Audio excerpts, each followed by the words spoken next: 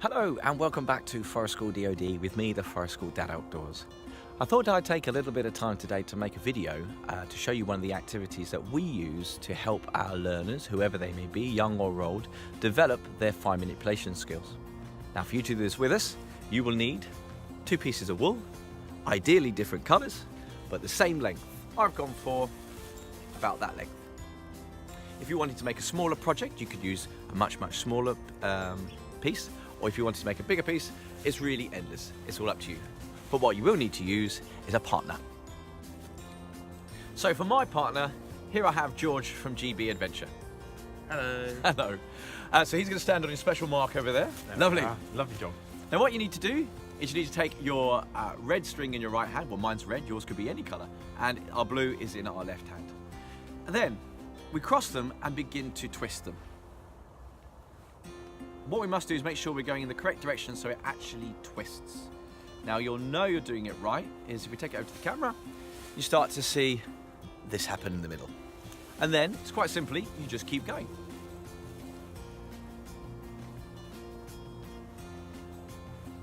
Now these can be used to make all sorts of things. We've had hair braids made, we've had friendship bracelets, necklaces, we've had people make zipper toggles on their coats or on their rucksacks. And it's quite addictive. Once you start getting going, it's really quite therapeutic. And people often sit and just have a chat and find all sorts of different things to talk about. It's quite nice to sit and do this with them.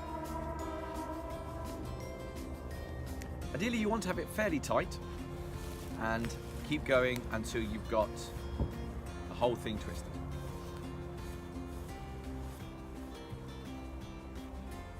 If I can work out how to do it, I'll speed this up on the video.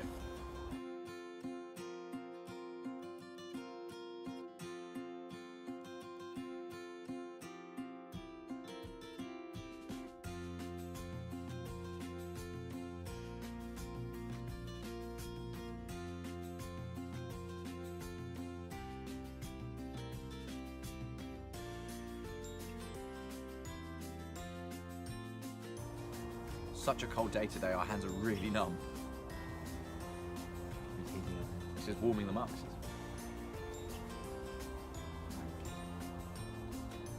So now, as we get to the end, we put a last couple of twists in it there. Right, what we need to do to finish off, the next stage, is for one of us, and I'll be that person today, to take the middle. That's about the middle. And bring it round to there. And now, with George holding it, I can let go and bring it over to you here.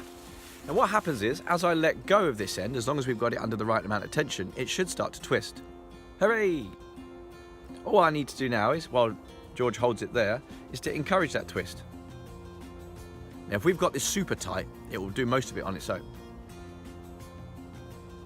Like this. So if we look along the braid, it's starting to twist all the way along.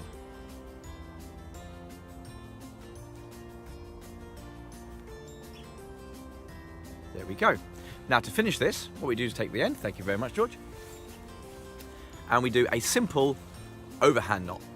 So, do like that, make that loop, take the tails, like so, and pull it through. There's my knot. Now if I want to make a friendship bracelet, for example, this is much too big. So I could just simply tie another overhand wherever it's needed. Just pass it through, like so.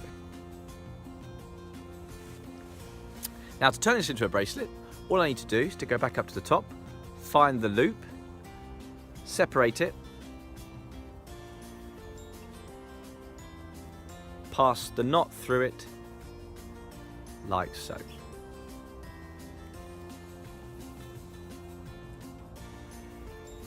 I then got a big slip loop.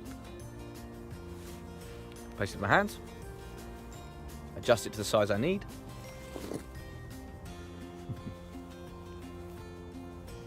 and then simply wrap it around like this. Now what I could do is I could have shortened this by cutting between those 2 knots and making the whole thing a lot shorter.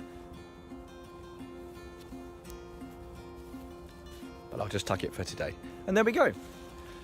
So nice and simple, and lots of different things, as I said, we could do. We could make pull cords, we could make hair braids, we could make necklaces, we could make things to hang off your gear. All sorts of things to do to help develop those fine manipulation skills using a very simple technique.